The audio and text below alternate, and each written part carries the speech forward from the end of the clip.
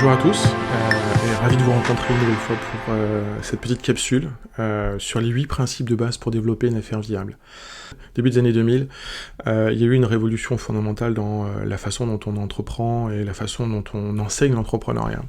Tout ça c'est basé sur 3 livres essentiels qu'on va étudier pendant les 12 prochaines séances, qui sont le premier en 2004, le livre de Steve Blank sur The 4 Steps to the Epiphany, qui est le livre fondateur en fait de l'entrepreneuriat, suivi en 2009 par le livre de Eric Ries sur le Lean Startup. On va revenir effectivement, il y a des choses que vous connaissez, vous en avez certainement entendu parler, sur le pivot, sur Get Out of the Building, enfin des phrases qui sont devenues très célèbres aujourd'hui, parce que la Silicon Valley, effectivement, en fait ses choux gras. Et enfin, l'analyse et puis l'étude qu'on fera d'un framework, on va voir ce que c'est qu'un framework un peu plus tard, sur le Business Model Generation, où on va parler d'un canevas, ou une matrice du modèle d'affaires, où on va essayer effectivement de faire respirer, je dirais, ensemble, la culture de l'entreprise, avec la recherche des clients. Si on va un peu plus loin sur les citations célèbres, par exemple du livre de Steve Blank, qui, je rappelle encore une fois, est sorti en 2004, donc c'est vraiment une nouvelle ère qui s'ouvre. On est après la crise de l'éclatement de la bulle des startups en 2001, et à ce moment-là, en fait, on a une autre façon de valoriser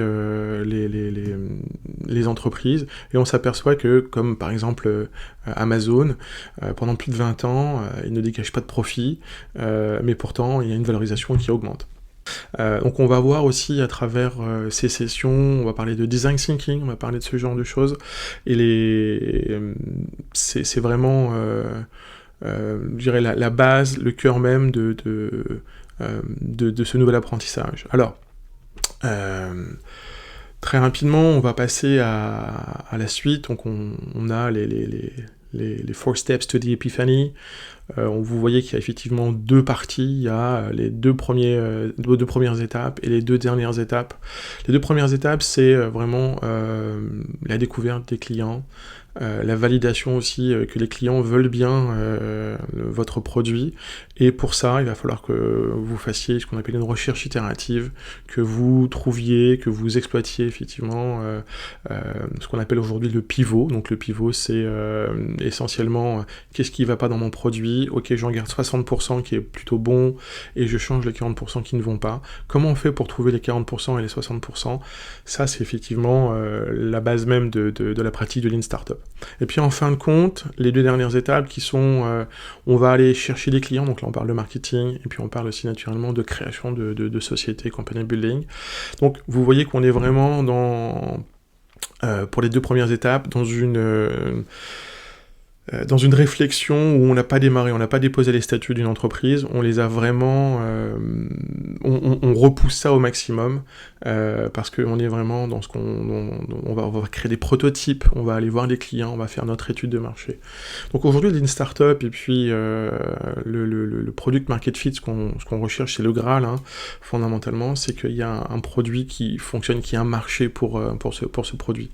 La plupart des entreprises que j'ai rencontrées, et puis même des étudiants qui sont venus au HEC, ne s'attardent pas suffisamment sur cette première partie, qui est une partie exploratoire. Les 12 séances du cours de création d'entreprise au HEC, au DESS notamment, sont une initiation, hein, je répète encore une fois, sur une initiation à l'entrepreneuriat, et on va s'intéresser essentiellement à ces 2 premières étapes. Je répète, à ces 2 premières étapes, qui sont la découverte de nos clients, et la validation du besoin ou du problème de nos clients. C'est fondamental, c'est vraiment un métier à part entière. On va s'arrêter là. Pour la partie company building, il y a d'autres cours en entrepreneuriat au HEC qui s'occupent de ça, et je vous conseille donc vivement d'aller vous renseigner si vous êtes intéressé. Là, on est uniquement sur une redite, hein, de ce qui précède. Donc encore une fois, il s'agit plus exactement, quand on crée une entreprise et qu'on veut devenir entrepreneur, de valider nos hypothèses dans un premier temps, dans la découverte des clients, et dans un deuxième temps, de développer ou d'installer son positionnement, et on reverra tous ces termes-là, et surtout être prêt à vendre. C'est-à-dire que si jamais vous arrivez avec un prototype, même s'il est pourri votre prototype, devant un client et qu'il a absolument envie de vous l'acheter, et bien vous le vendez. Et je fais des cours ou des bootcamps en entrepreneuriat où je demande en fait aux étudiants de vendre leur premier prototype ou de faire une première vente avant la fin du cours. On est sur des temps qui sont très, très courts, hein, de l'ordre de 3 à 4 semaines. Et ça, c'est fondamental. Que ce soit au niveau des services ou au niveau des produits, vous devriez normalement être capable, si vous avez un projet sérieux, de vendre votre premier prototype et d'être en business dans les 12 prochaines semaines. C'est sûr et certain. Donc, le Lean Startup comme une méthodologie pour accélérer en quelque sorte l'accès au marché.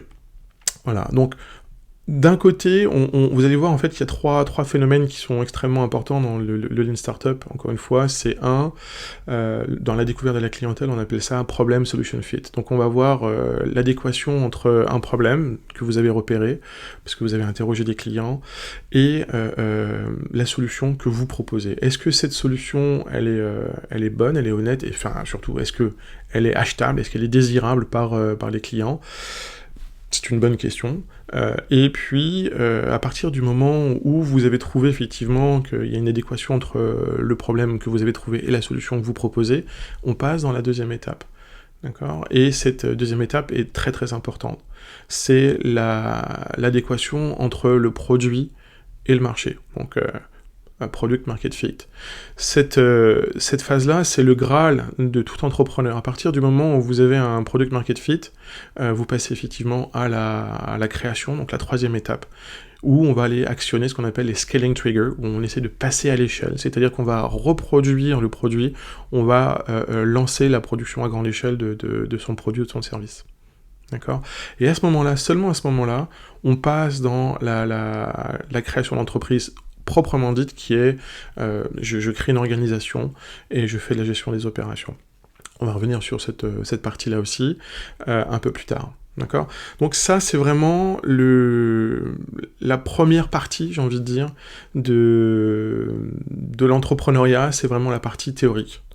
On va s'arrêter là pour l'instant, je vais revenir sur une deuxième petite capsule pour aller un peu plus loin.